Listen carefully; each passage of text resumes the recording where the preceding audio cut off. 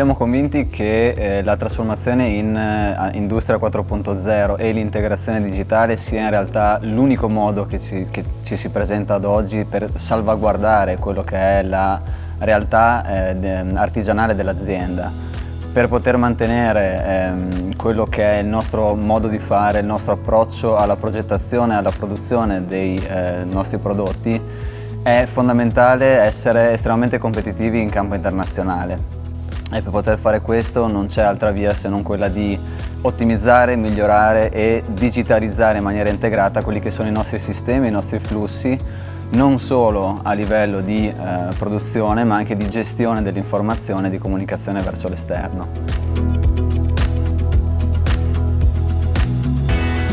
Per noi le persone sono estremamente importanti ed è estremamente importante salvaguardare quello che è il know-how tecnico specifico e quello che è un modo di lavorare che per noi rappresenta la tradizione e la radice di quello che è il nostro fare, il nostro creare.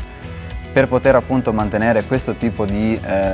approccio al nostro lavoro è estremamente importante poter essere competitivi e poter essere all'avanguardia in quello che è il nostro modo di proporci e di presentarci sul mercato.